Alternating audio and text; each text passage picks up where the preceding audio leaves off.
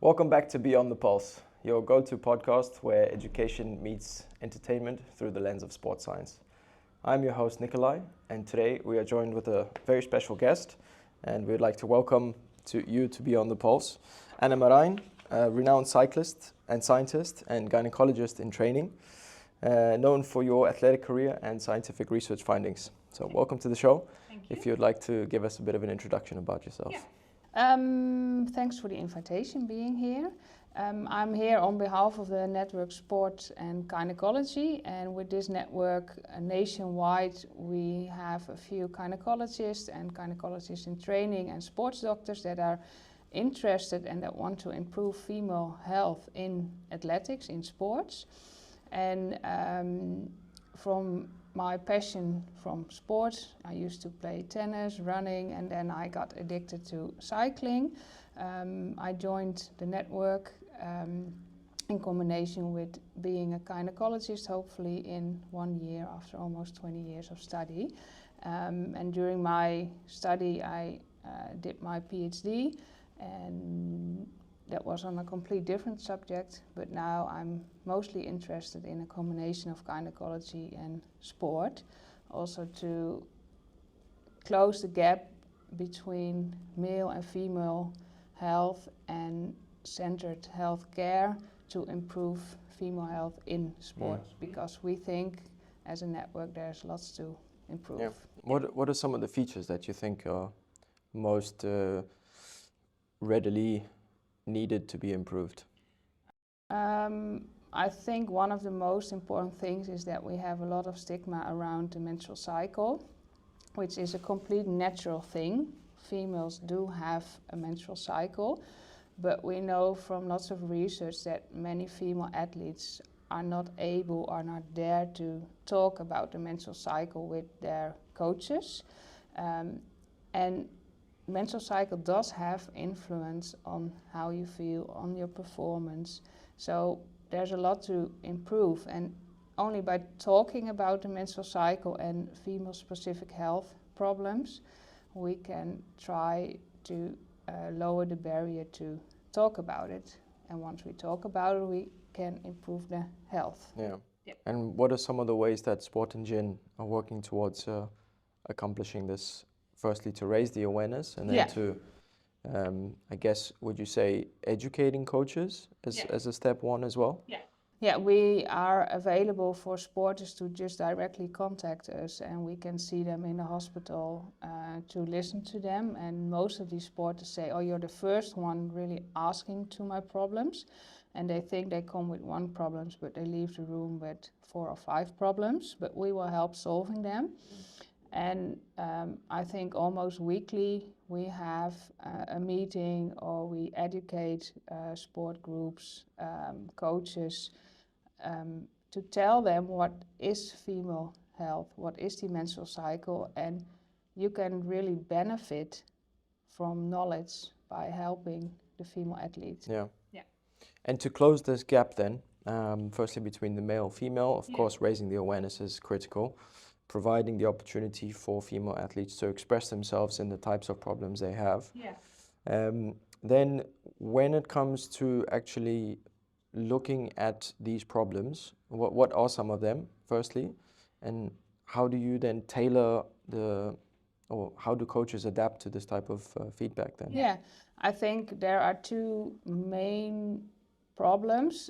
One is that females suffer from menstrual cycle problems like bloating, abdominal pain, the blood loss itself, which they might be ashamed of, so they don't discuss it with their coach. And on the other hand, we do hear a lot, like about half of the athletes does describe that they notice that their menstrual cycle influences their training performance, but also the motivation to train and the amount they can recover. So if you take into account those 2 main problems, we think that the female athletes can even go higher in their power and in their endurance. And you said there's quite a big stigma around it. Why is that still in this modern day?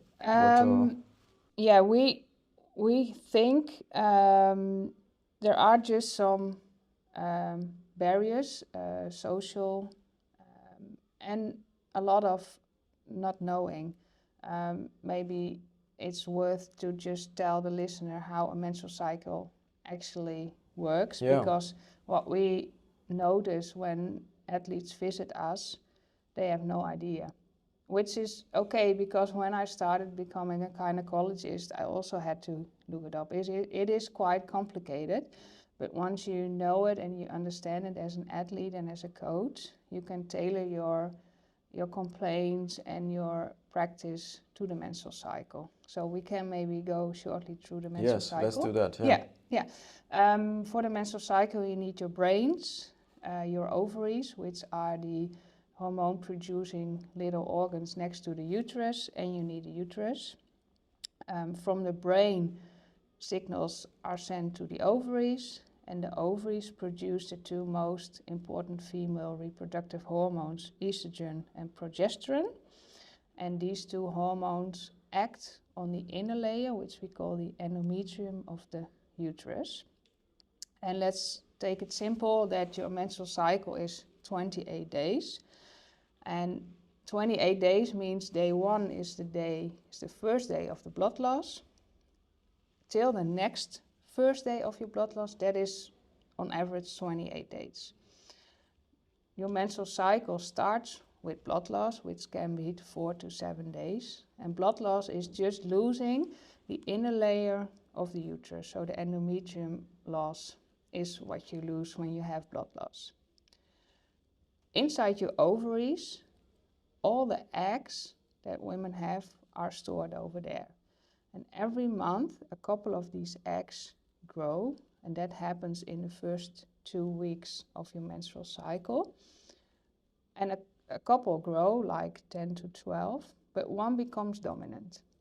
And with growing of these follicles, the estrogen level, so an important female hormone, raises. Once one follicle becomes dominant, we do get the ovulation. So the first 14 days is the follicular phase. Yeah, it's the follicular phase. And this is a characteristic of high estrogen. Yeah. Well known. Yeah. And then you have your ovulation, which is on average around day 14 of pregnancy. And with the ovulation, the egg comes free and is able to meet a sperm cell. So this is the period of the highest chances of falling pregnant. Yeah. If you want to fall pregnant, you have to have intercourse around day 14 if you have a cycle of 28 days. This is also what we explain a lot in fertility clinic. And then you see that many women have no idea. That's okay, because it's quite complicated. Yeah. After the ovulation, the leftover of the follicle is called yellow body, produces the other hormone, progesterone, and that makes the endometrium, so the inner layer of the uterus, ready for implantation of an embryo. And in the follicular phase, estrogen causes the building up of the endometrium, and with progesterone it ripens, so it's able for an embryo to implant. So in the luteal phase is what we call after the ovulation, you have a high level of progesterone. If there's no embryo, then the progesterone isn't needed anymore, because the endometrium isn't necessary because there's no embryo. The progesterone level drops together with the estrogen level, and that's a sign that the endometrium layer can shed. And then you have your menstruation again. And you see that in the menstrual cycle, you have different phases. You can say, okay, the first 7 days is blood loss.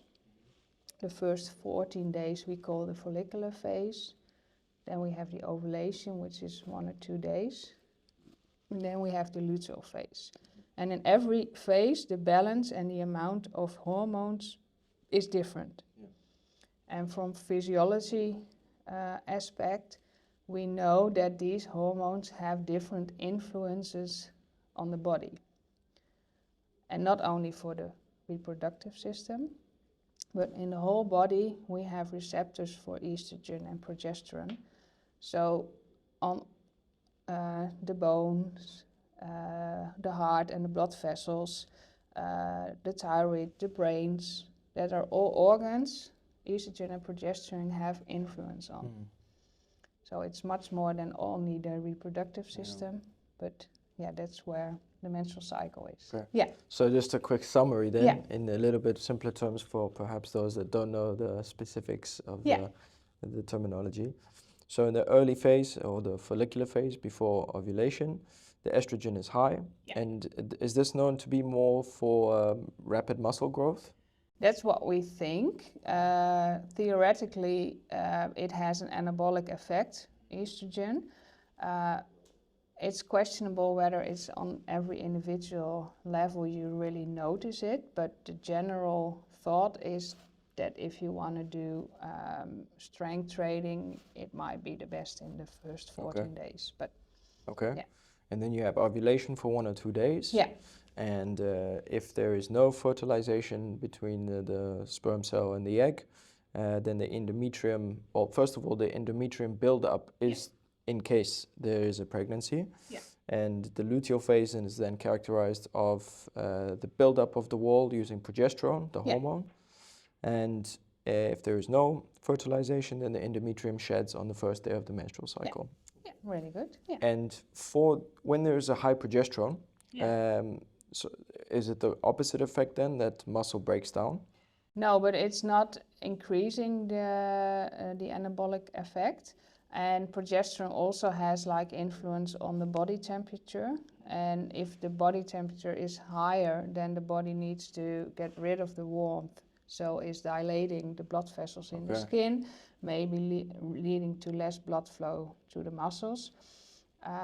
But that's all like in science, and it's more than just the two hormones that influence a female's endurance and power.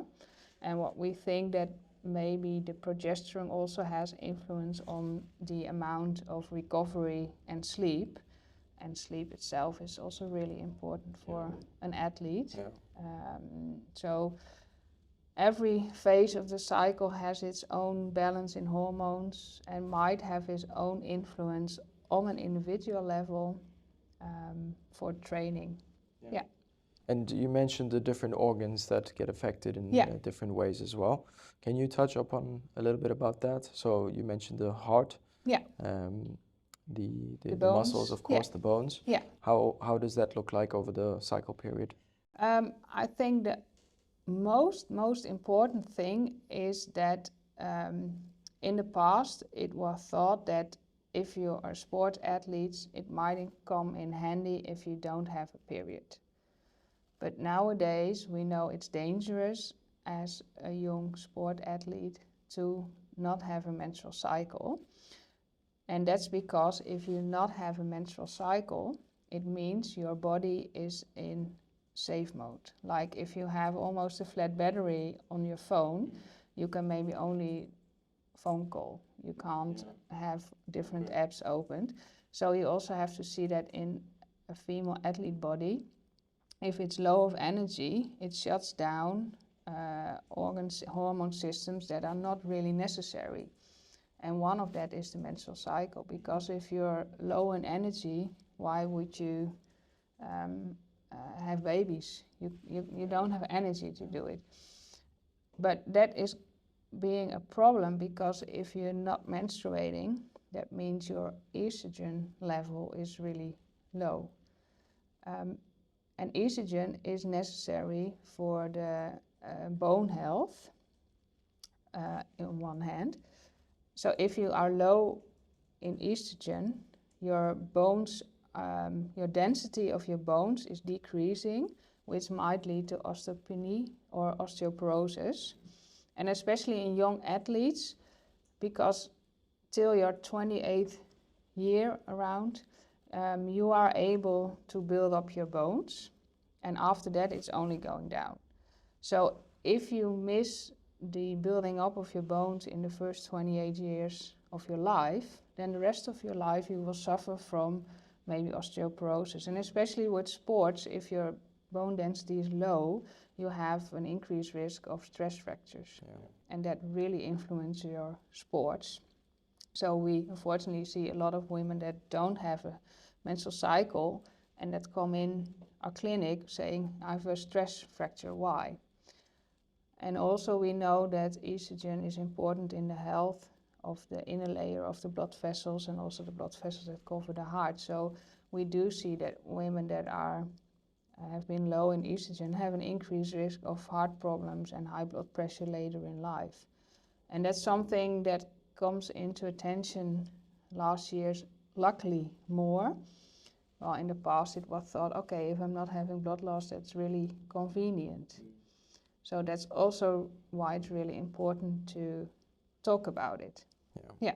So what would actually be the first steps then for an athlete, a female athlete who is experiencing this chronic state of no menstruation? Then they have to go to a doctor they feel confident with. And in a few hospitals, also in the hospital I'm working, in Martini Hospital in Groningen, we have a special clinic where sport athletes can come and I'll see the athlete together with a sports doctor. And we go through the whole history of an athlete. And in most athletes, there is a syndrome which is called low energy availability, or the red S syndrome. And that's a whole spectrum of complaints an athlete will develop when they are low in energy. Like we just discussed, if you're low in energy, you go in safe mode. And all the hormone and organ systems that go in safe mode, you will notice as a sporter. So you feel maybe more depressed, you have problems with your bowel like diarrhea or bloating, you feel always cold, you always feel tired, you are not motivated to train. You do train, but you do not increase your performance. You recover in a bad way. And then we discuss with the sports, how much energy intake do you have? Because if you sport a lot, you need lots and lots and lots of energy. And in lots of sports, weight is really important. So we do see a lot of problems with eating disorders in these young female athletes. So we discuss whether they have problems eating with their team, problems with eating before they train, problems with eating after they've been training. So we go through the whole diet. We mostly send them also to a sport dietitian.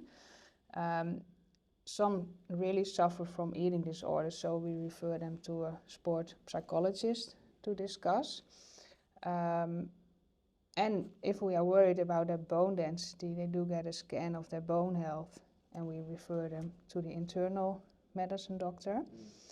And with the sport doctor, we are going to see whether they are able to reach their peak performance and peak heart rate. And as a gynecologist, we discuss the importance of having a menstrual cycle. And if there hasn't been a menstrual cycle for a long time, we prescribe them estrogen to avoid the decrease in bone density and to help them with healthy blood vessels and for the heart. But it's really important to treat it all. Not only, okay, you don't have a menstruation, we give you some hormones and go back to your training. That's absolutely too short. Yeah. So that's why they come into your room saying, okay, I don't have a menstruation, and they leave with a referral to the dietitian, to the psychologist, to the internal doctor, and they think, okay, this is a lot. But after a while, they are happy. Yeah. Yeah. That's good. That's the most important as well afterwards. Yeah. I just want to circle back to the load. Yeah. So you mentioned that having a lack of energy is very difficult to then increase your performance. Yeah. Your bodily functions get into a safe mode. You are a cyclist, amongst many things. Yeah. Can you tell us a little bit about how you've experienced some of these low energy deficiencies, or how sleep and nutrition have helped you, your experiences in being a gynecologist in training have helped with cycling. I have got some examples. I was doing my PhD and I was working with animals, and in the morning I did a training in the winter for 4 or 5 hours, and then I had to go to my animals for my research, and I entered the animal lab and I was like, oh, I'm feeling dizzy, okay, let's eat a banana and just continue for the rest of the day. And on Monday I felt horrible. I was so tired and I thought, okay, I have to go back to work, but I just want to sleep. And I noticed I lost weight in the winter, while most athletes do gain a little bit of weight during the winter. And I thought, this is not the way I want it. And it was not on purpose. It was just trying to combine a PhD with being a cyclist. Yeah. So I went to a sport dietitian, and she asked me to write down for 1 week what I was actually eating. And I was like, is this all? So it's only just by writing it, you notice and you realize that it's absolutely not enough. So that helps. And if we went on a tour with cycling, you see that I could see that some cyclists, when we had dinner together, didn't go to dinner, but took some food, went back to the room. And now looking back, I thought, that's not good. Because one of the problems with eating disorders is you avoid social events where you have to eat. And luckily I was in a team that was really into, okay, have your breakfast 2 hours before the race, have another meal. And we were all looking, okay, you have to eat. And after the race, we immediately got food. And also after I went to the dietitian, I really changed my diet. And on Monday, I felt okay. I didn't feel hungry when I was doing my work. So sometimes it's just little changes, and not even that you do it on purpose, but you just go with the flow. Yeah. I was not really worried about the weight. It was just being busy the whole day and don't take time for proper food, which is really important. I think that brings it back full circle to the awareness factor. Yeah, it does. Which actually I will segue into pulse a little bit from this. Yeah. Because that's exactly one of the main first goals we have, to empower athletes to take initiative by journaling what they're doing on a daily basis. Yeah, that's really then we important. provide the trends of what the mental health looks like, the food, the sleep, the training loads, and finding the right balance to then optimize the performance.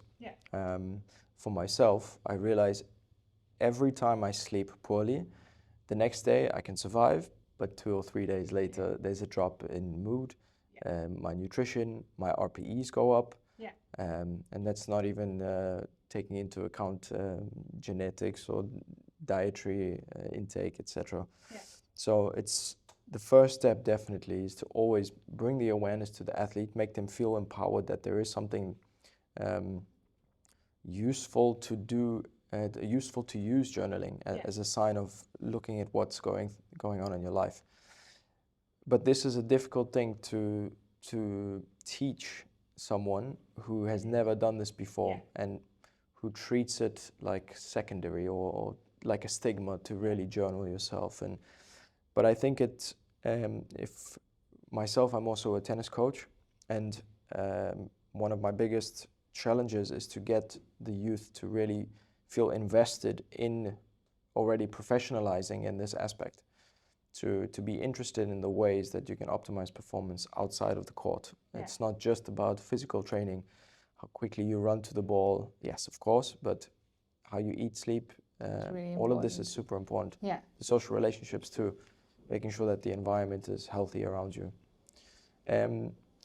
With your training in cycling, you mentioned you did 4 or 5 hours of training before then going into your research lab. Can you tell me a little bit about how training should be modified based on the phase of the cycle that you're in? What we know from studies is that about half of the athletes does experience changes in performance during the menstrual cycle. And about half of the athletes does use contraceptives. So in that way, it's a bit harder to notice, and you don't actually have a menstrual cycle. And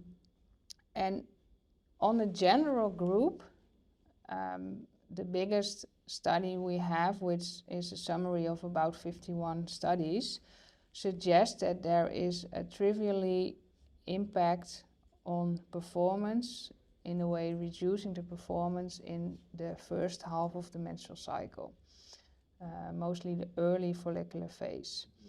But that's on a general population, and they also saw that lots of those studies were of low quality, and they did see, like, even within an individual, differences between the cycles.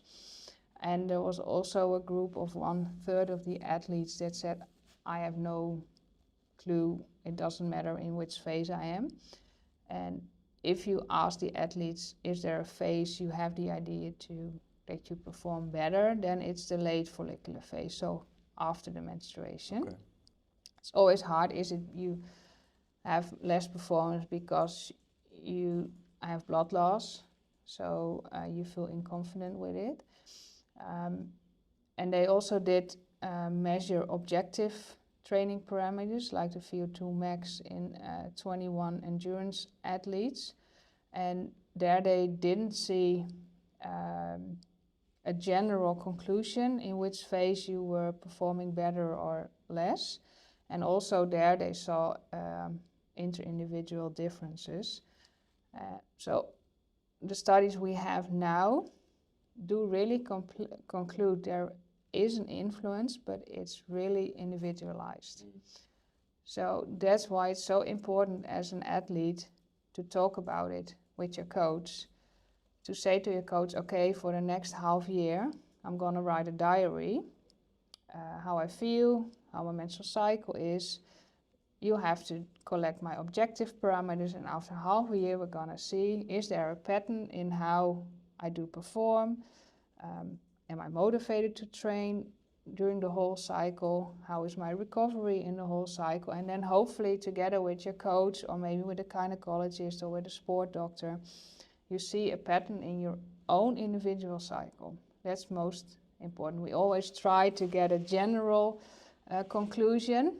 Like if you have a soccer team with 21 female soccer players, it's of course really hard to tailor the training to everyone, but if you want to improve as a team, you should do. Yeah. Yeah. So what is the best way then to do this?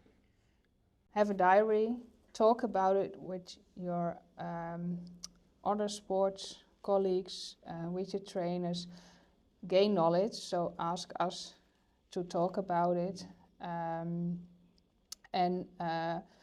use a menstruation calendar, use a diary, and just write everything you notice. So it sounds like a fundamental area that it almost should for sure be involved in every female athlete training program. Yeah, you don't have structure. to, but if you want to improve and if you want to take advantage of your menstrual cycle, because it does have disadvantages, a menstrual cycle. I mean, the female athletes experience cramps, pain, bloating, they have blood loss. And so you can improve your performance. Yeah. So you mentioned some of the symptoms that are affiliated with the menstrual cycle. Yeah. My question is how, when athletes present these symptoms to the coaches, now let's say that they feel comfortable enough and they do so, how should the coaches react? What level is sufficient to reduce training or to stop training? Yeah. Can you talk about these elements? I think most important is that after you are aware together with your coach what is the influence of the menstrual cycle on my performance, then if an athlete has pain, try to adapt the training. If an athlete feels more tired or notice it is sleeping less, don't give them an endurance training, because I think it's not improving their performance. And in Australia, they did a really interesting study, and they interviewed all the Olympic and Paralympic athletes that were joining Tokyo. They mentioned they saw that half of the athletes used painkillers during their menstrual cycle, and I thought that's quite a lot. Yeah. So if you have to take painkillers, you have serious pain. And you should know as a coach what is the influence of the pain on the motivation and the performance. So it is important to talk about it as an athlete, but it's also important to ask as a coach, okay, how are you feeling today? I have planned this training, but are you able to do it? How is your readiness? Did you sleep well? So you have an open conversation, and it can be that in one cycle you are fine during having blood loss, and in another cycle you think, no, I don't want to. And there also comes in play really simple things that in some, if you have to train somewhere else, you're not familiar. Maybe they don't have a toilet to refresh yourself, maybe they don't have showers, maybe it's really warm and you have to wear your white pants and you're like, oh my god, I'm menstruating, I don't want to wear this white pants, and your coach says, no, it's really warm, you have to wear it. So that are also really important things that really easily solved. Like in Wimbledon, you know, as a tennis player, it's not obliged anymore to wear white underwear as a female athlete. So that also comes into play when you talk about the whole female health. Yeah. So the relationship has to be strong between the athlete and the coach. Yeah. And you are able to then, with some trend analysis, modify the response, or rather the doses of training, to then have a better performance response. Yeah. And also the motivation, because if you always push your athlete to train to the max, but she is not motivated on a couple of days a month, will you be happy? Yeah, it's not going to get anywhere. Yeah. So what can we tell then first timers, those that don't have this relationship or haven't really thought about this before, and they're starting today? Yeah. What is the first bit of advice? What is the starting point, and how can they move forward? Get to know your coach. So do something social. Do you feel confident with your coach? If not, try to find another coach, maybe a female coach.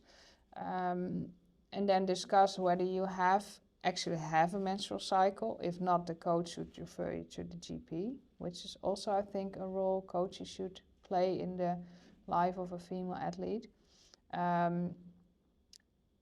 If they are on birth control, anticonceptive, and they don't have any complaints, then it's really easy for a coach.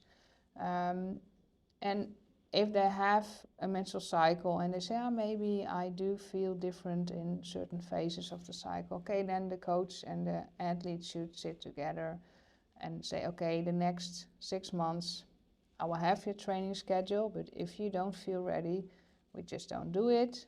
And after half a year, we're going to evaluate how you felt during your cycle, and then we can adapt the training to your cycle. And maybe there is no relationship, that's also possible, because studies show that about a quarter of the athletes didn't notice any influence of the menstrual cycle on their performance or on their endurance. That's also fine, but you should know as a coach and as an athlete.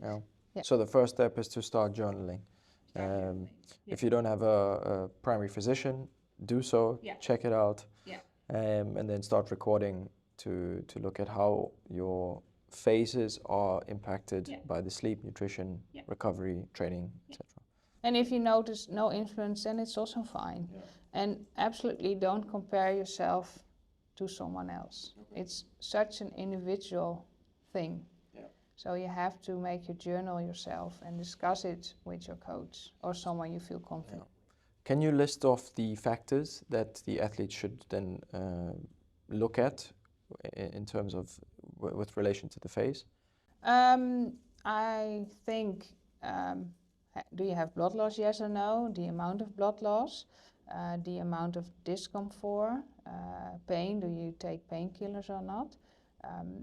rate your rest heart rate every morning, rate your sleep performance, which is helping if you have a smartwatch that records your sleep.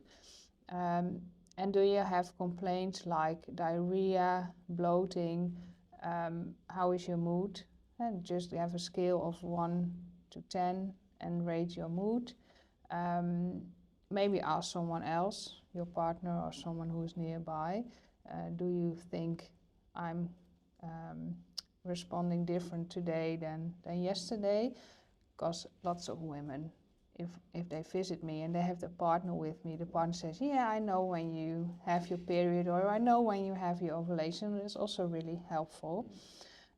If you want, you can also add physical symptoms like pain in the breast, and also just ask, okay, how ready or how motivated are you to train? So it's quite a lot, but once I think you've done it for 2 weeks, you can really easily every morning tick the boxes. Oh. And you need more than one cycle to track. Okay. Yeah. I want to segue into the contraceptive methods. Yeah. Can you tell us a little bit about what some of these methods are? Yeah. And how they are different in terms of what they do to the athlete in performance and health in general? It's a big question. We can maybe first start with the most important thing is that contraceptive is not only birth control. Of course, that's the most important. If you don't want to fall pregnant, you need contraceptive. But contraceptives can also be used to regulate your cycle, to skip your cycle, so to not have blood loss, to really reduce the amount of blood loss, and to reduce the amount of pain you have with your blood loss. So there are different reasons why female athletes want to be on contraceptives. Then we have different forms of contraceptives. The main groups is the pill, an implant in the skin, and an implant inside the uterus. With a pill, you have to take it every day. You can skip the week of stopping. In the past, we said you have to take it 3 weeks, then for 1 week stop, and you have blood loss, and then you start again. You don't have to, just continue. And when you have blood loss, you stop for a few days, and then you restart. Lots of women have no idea, which is normal because that's what the GP or the prescription said, but you can just continue. And most pills are a combination of estrogen and progesterone. You have a couple of pills that only have progesterone. Some women do have side effects of the combination and prefer the pill with only progesterone. You have to be a bit more strict and don't forget it, or taking it at different times. So if you travel a lot, different time zones, that's not the most convenient.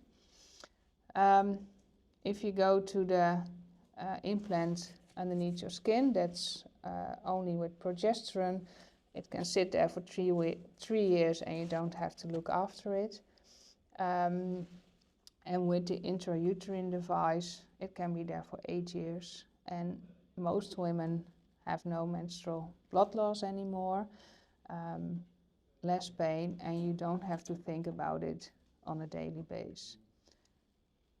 Another important thing to notice, I think two, that if you are on oral contraceptives and you have your week of stopping and you have blood loss, that doesn't mean you have a menstrual cycle. And that's what a lot of women think, that they have a menstruation because they have blood loss when they have the week of stopping of the pill. That's not the same. And the other important thing is, in females, we have the menstrual cycle as a sign you're too low in energy. So you might be at risk for the red S syndrome we discussed before.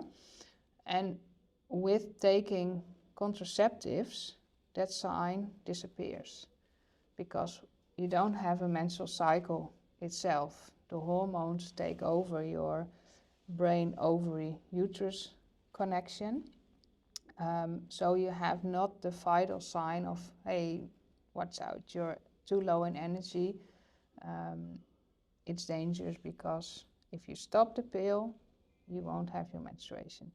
So if we start with contraceptive in young female athletes, we want to be sure that they are aware of the fact that they have to be in their energy.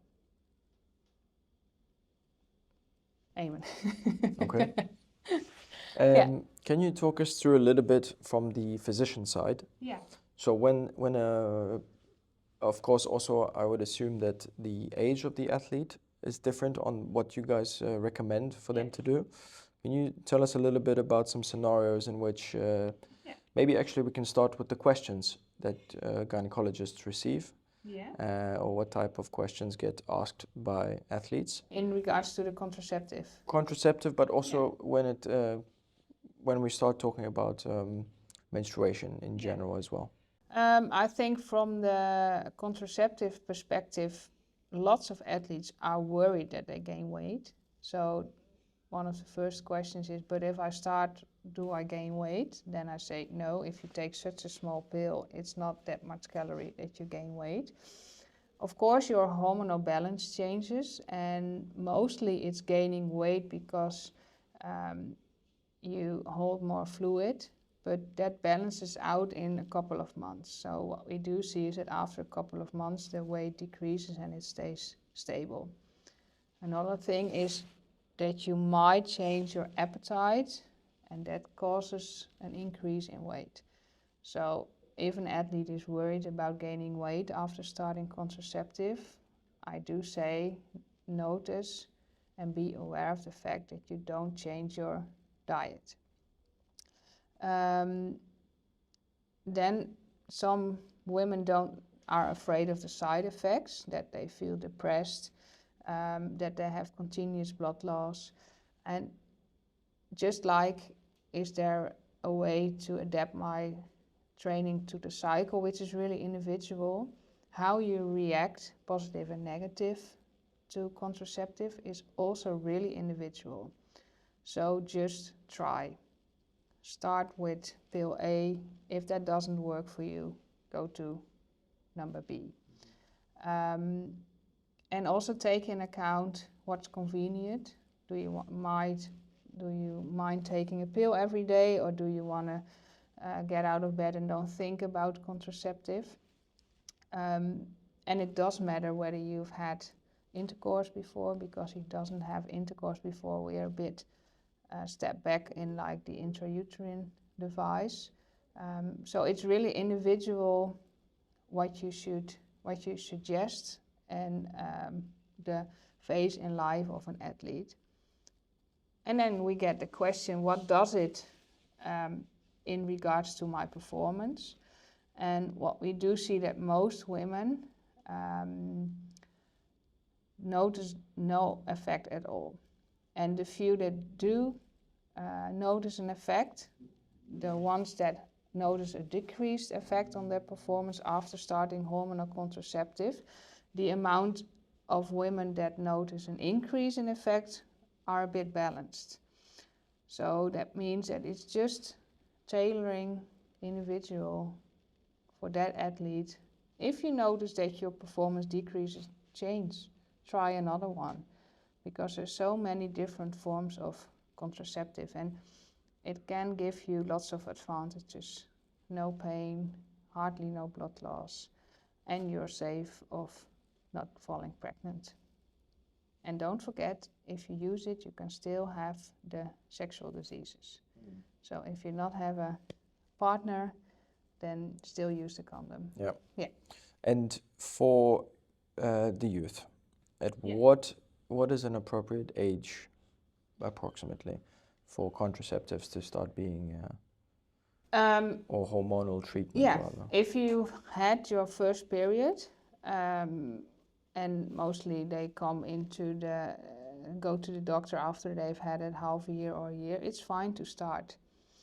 If you skip school a lot because you have so much blood loss, so much pain, if you feel ashamed going for shower while you are with your friends sporting, then it's really helpful for a girl of 14 years old to give them the the hormones. It's not damaging them, and it's helpful. They might feel better, and if not, you stop. So it's not a minimum age. The only thing you have to be aware of, but I assume almost every gynecologist knows, that you have certain pills that will work better or doesn't work for a younger age, because the hormone levels are lower and the body is younger, so you need to find the right amount of hormones, so the right pill tailored to the young athlete. Yeah. Is that to say then that the majority of female athletes should take contraception, or can they continue without? It's up to them. Some athletes have absolutely no problems with the menstrual cycle, and they can just continue without. But we are a bit of in a fight with social media and influencers that hormones are bad and you should not take hormones. But we, on the other hand, we do see a rise in unwanted pregnancies. We do see different methods of contraceptive, like using the calendar. It's not working, don't do it. So every athlete is free to choose, but I think at least discuss it with your GP or with your gynecologist or the sport gynecologist to see what works the best for you. Yeah, I don't say you have to, but just if you have complaints, discuss whether it is an option. Yeah. Is there something else on the contraceptive topic that you want to mention? No, yeah, we also prescribe a form of contraceptive to women that don't have a menstrual period. And that's not specifically for contraception, but that's because we want them to have a higher level of estrogen. So what we nowadays also prescribe is the hormone therapy we used to give to women that are around the menopause and have complaints of low estrogen level. Those hormones, which can be given through the skin, we also prescribe a lot to young female athletes that don't have a period already for a long time and maybe already have osteoporosis, to try to avoid the breakdown of the bones even more. Yeah, so that's also an option. And also for women that are around 50, fit, want to perform, but really note that they have stiff muscles, they sleep bad, they have like lots of sweating. They can also be helped with just a little bit of hormones. Yeah. Okay. Just on this, then you mentioned about the different ages and the different techniques. I'm interested to know when a female athlete is early 20s, I would say that the predominant focus is on making it into a professional career. Yeah. How does one look at starting a family, childbirth, etc., especially since there is only a limited peak performance available? And then also starting a family is a whole another complex task. How can women approach this? What do they have to think about? And as a gynecologist, what type of ways do you explain these planning stages? And from the beginning, if you want to fall pregnant, that's the beginning of having a family.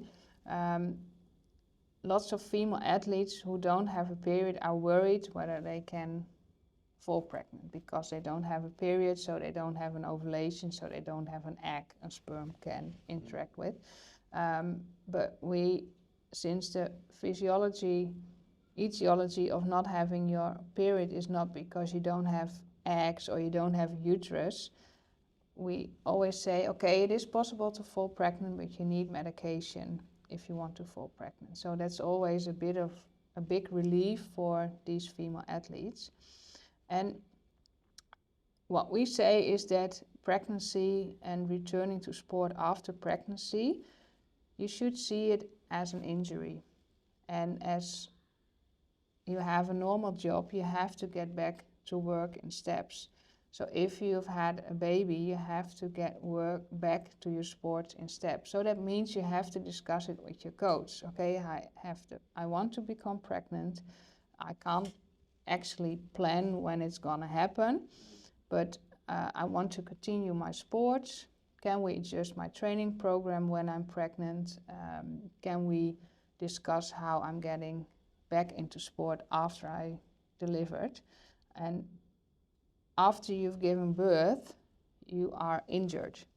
So you need rehabilitation to go back to your sports, and that takes time.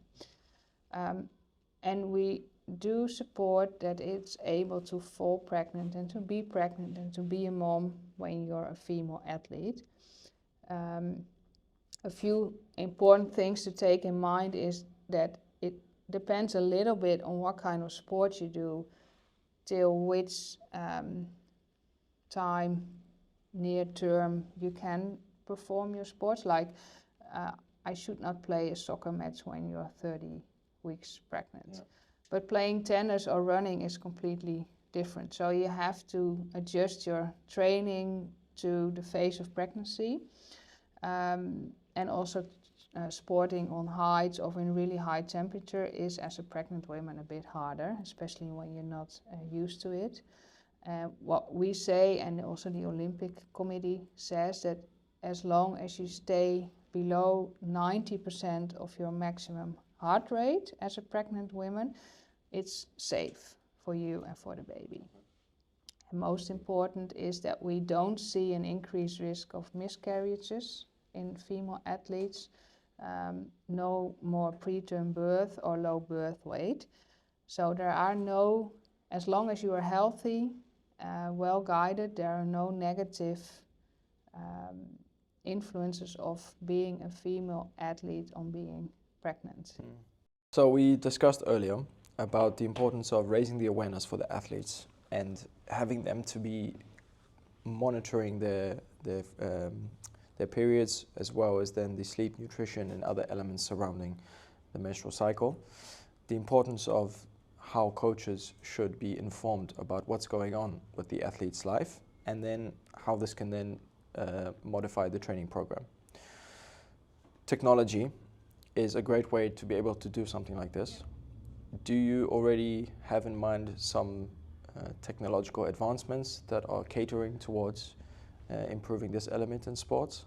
We currently have a collaboration with a cycling app called Join, and based on Join, based on artificial intelligence and input of the user, like the level of fitness, and users can put in their goal, that they want to be ready for a certain race, whether they are an endurance cyclist or more powerful, and what kind of trainings they want.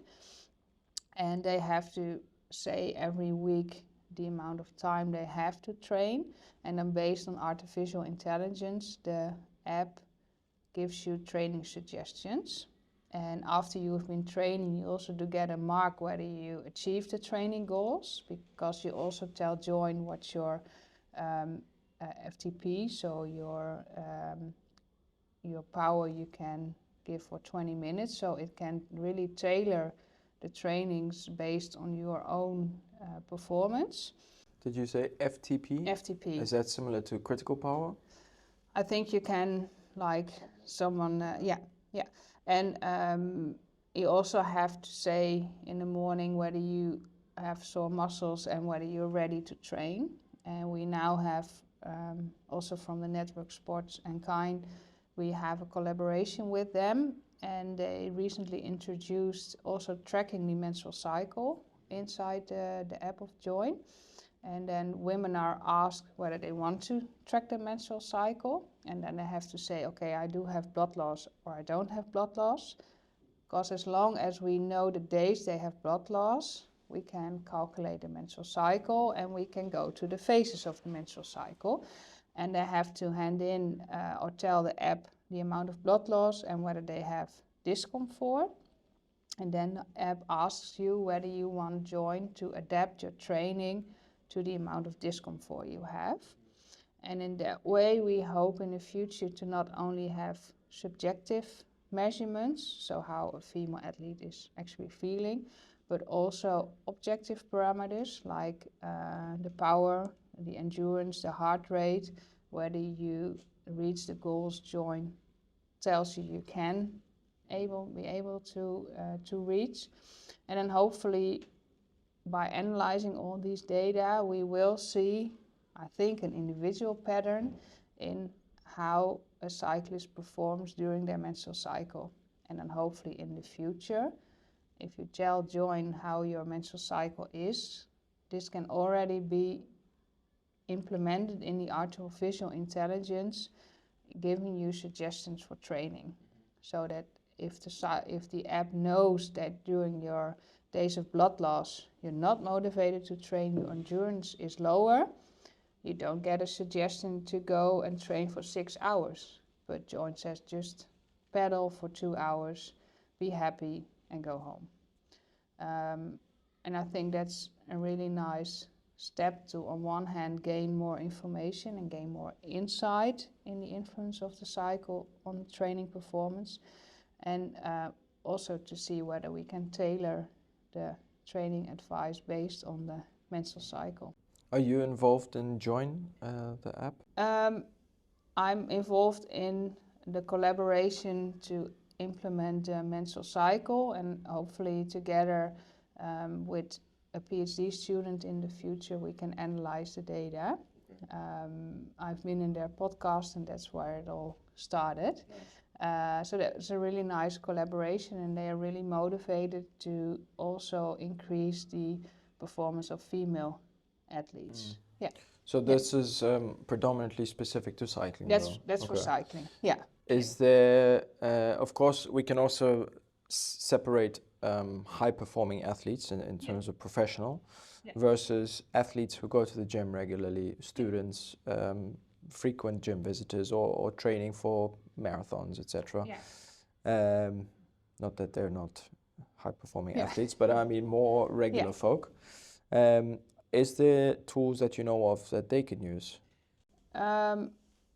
Not that I know, and I think it's also important to realize what kind of sports do you perform. Like in cycling, you have quite a lot of different trainings focused on endurance or focused on power, while in other sports it's more interval, it's less endurance. So that might also have influence on whether it is necessary to know your influence of menstrual cycle on training.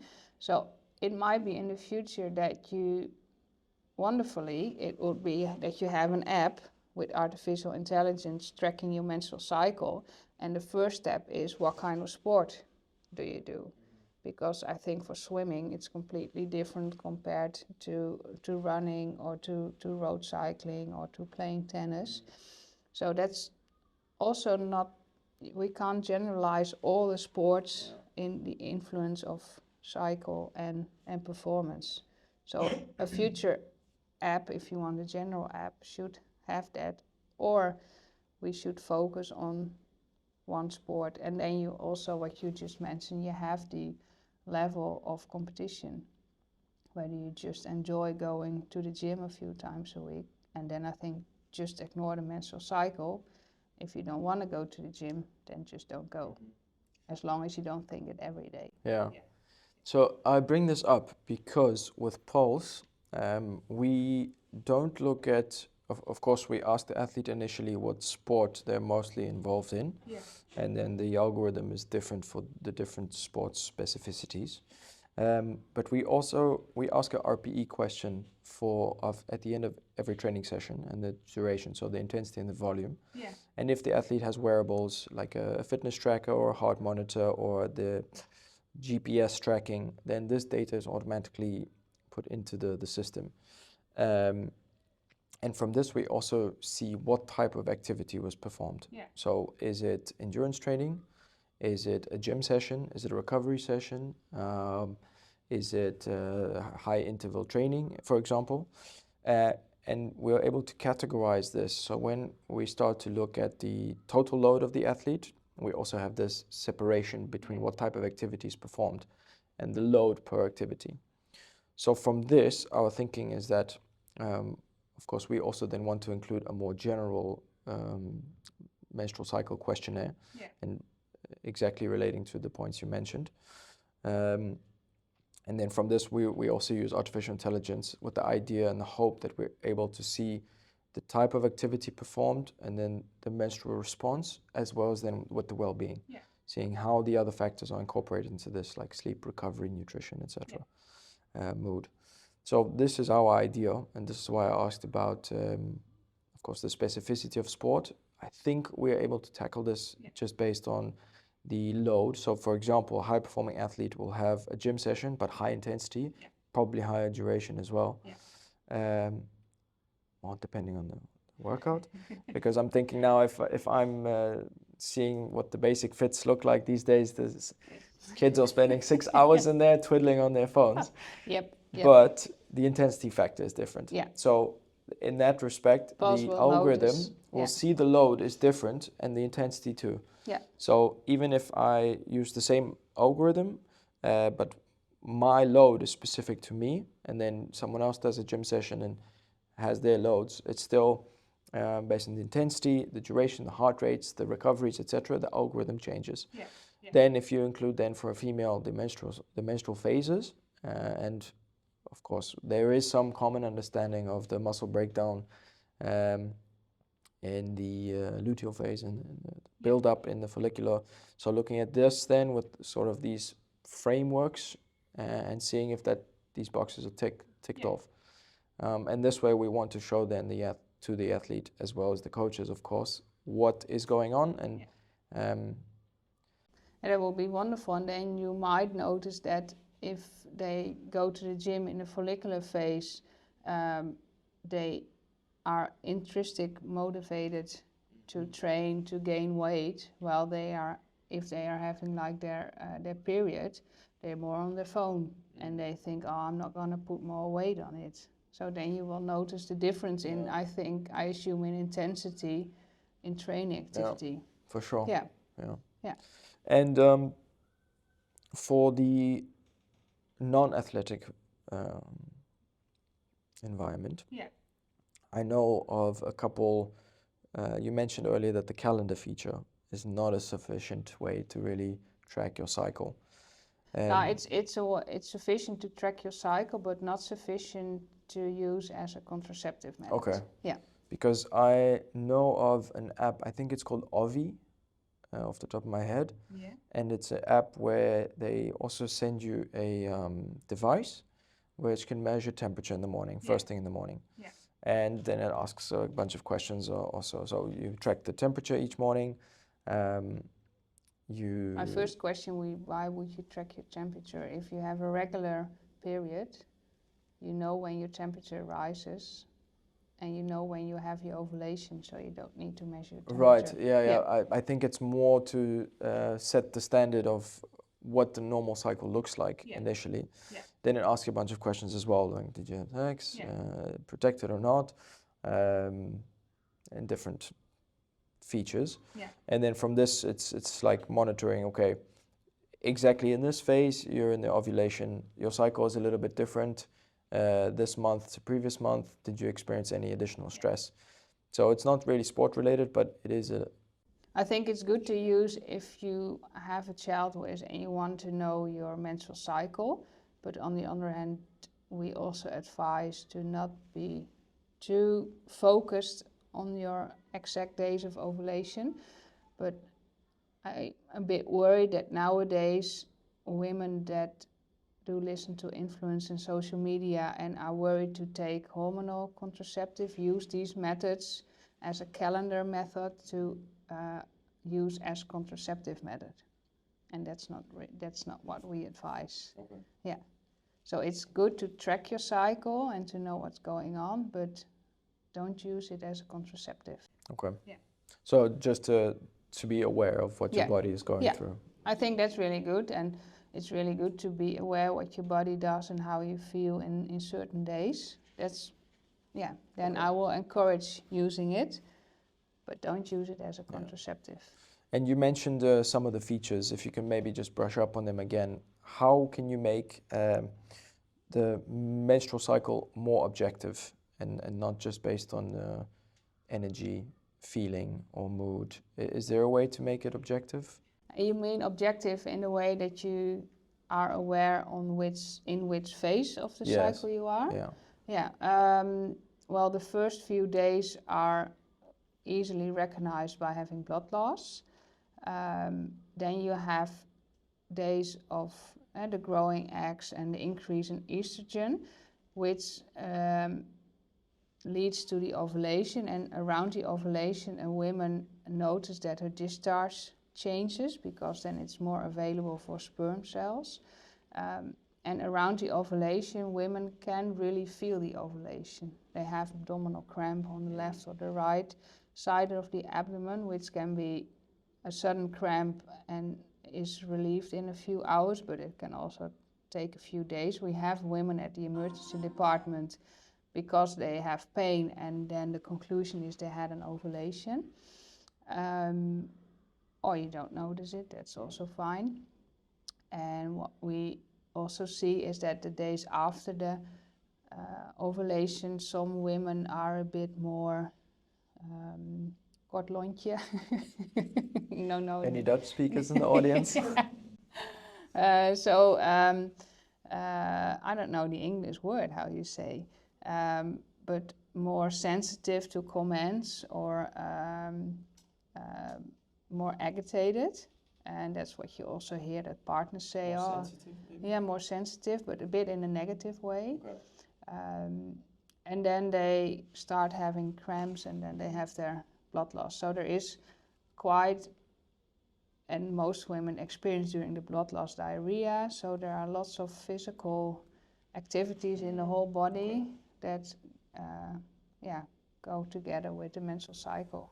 Yeah. Which makes it so important then to monitor these things. Okay. Yeah. All right, that's clear. And then final question on the technological side, the technology. When the coaches have this diary of information and the athletes have this information, to prescribe the trainings, of course you said there's a lot of intra-individual variability between the cycles themselves. Yeah. How far in advance can you actually structure your tournament schedule, your race schedule, training periodizations, etc.? If you really go deep into the theory of adapting your training schedule, performance, races to your menstrual cycle, I think it's going to be a big puzzle. And maybe some women are really 28-day cycle, and every cycle they notice the same complaints, the same influence on the performance, and then I think it's easy. But I can imagine that in some athletes it's just a mess, and you just have to go with the day. And if you think that's not working for you as an athlete, then try like the birth control, the contraceptive, and see how your training and how your performance will be when you're not having a cycle at all. Because if you take the hormone contraceptive, your level of estrogen and progesterone are just flat. So lots of women don't feel any influence then anymore on the training or performance. So that can also be a solution of trying to find how can I tailor my cycle to my performance and training. But it's also, again, really individual. And I can imagine if you really want to tailor, it's not able to plan weeks, month, year in advance. Yeah. Okay, and last question for you. Yeah. Of course, we need role models in this world. Yeah. Can you tell us a little bit about some of the personnel who are advocates or role models for female athletes? I think, yes. Last winter we had ice speed skater Jutta Leerdam, who is also on social media a lot. And she was really open after a race which didn't went well that she was menstruating. So she said, I was just feeling sick. I had abdominal cramps. I had blood loss. And she was just really open to it. She spoke about it in the camera. And that is, for us as network sports and gynecology, also really helpful to have such role models. And nowadays in the British female soccer, they have the menstruation coach, which is really good. And there was also, she has become a role model without beforehand thinking about becoming a role model. There was I can't get up her name, but she is a female triathlete. And she was, there was a photo of her on social media where she had blood in her underwear while being in a triathlon race. And she said it's okay to have it on social media because this is how female sports look like. And I think that really helps us to break the borders and to get rid of the stigma of a menstrual cycle. Yeah, I think actually the former Chelsea women's coach, Emma Hayes, is a big advocate on this. And she's been publicly speaking about this quite openly, as you said. About the importance of a lot of these elements and how it is completely different between women's and men's sport. Not only in the intensities, the distances, the speed of the games, but also then the physiology, the bone structure, the density, like you said, and how to really provide the correct programs for then the team, but also the individual. And I believe now she's actually if I'm not mistaken, the US women's coach for the football team, soccer team, and doing wonders on that side as well, and incorporating this menstruation as a key. I think really good, that's what we need. Performance, not indicator, but a key metric that is then affiliated with their performance. And also with more and more female athletes that become pregnant and become a mother, it's more in the news, and they do give interviews a lot. Like Anna van Dijk, a road cyclist in the Netherlands, has also given lots of interviews in regards to her pregnancy and the time after. And she also said, I really missed a healthcare professional that looked to me as a pro athlete. I was pregnant, the care of my pregnancy was perfect, but I had to find my own team to help me through this pregnancy being a pro cyclist. And also lots of, especially cyclists, because in the women's peloton, not having a menstrual cycle is quite common. They are also really open that they needed help to fall pregnant because they didn't have a menstruation, and they now wish that they had knew that that's not a good sign. So that really helps us in breaking the barriers. And one last thing just on that, it is common for high-performing athletes not to be able to get pregnant in normal ways. You mentioned earlier behind the closed doors about some other ways. Can you mention this again? You mean other ways to fall pregnant? Or because the etiology of not falling pregnant when you're not having a cycle, which is based on the red S or the low energy availability, so like your body goes in safe mode, is that you have to give medication that stimulates the brains to again release the hormones to stimulate your ovaries to produce estrogen and to take care of the inner layer of the uterus for the implantation. So it's not that you need IVF to fall pregnant. You can just physically become pregnant yourself, but you need to reactivate your menstrual cycle by medication. Okay. Okay, clear. All right. So we have a fun game to play. It's called the Pulse Hot Seat, where I ask you an option between two topics or two things, and you have to give rapid fire your answer. And I will try my best not to make facial expressions, especially that the camera is off me now. But I will try to hold my judgment to myself. Okay. Okay, so there are approximately 12 or so questions, and it's just this or that, and you have to choose without thinking, first instinct. I'm ready. Heart Ready? rate going up? Yes. Yeah. Yeah, I'm ready. Okay. Yeah. Deep breath. Go for it. Team sports or solo sports? Solo. Gym workout or home workout? Home. Winter Olympics or Summer Olympics? Summer Olympics. Morning jog or evening walk? Evening walk. Marathon or sprint? Sprint. Outdoor or indoor? Outdoor. Using fitness trackers or going how you feel? Going how I feel.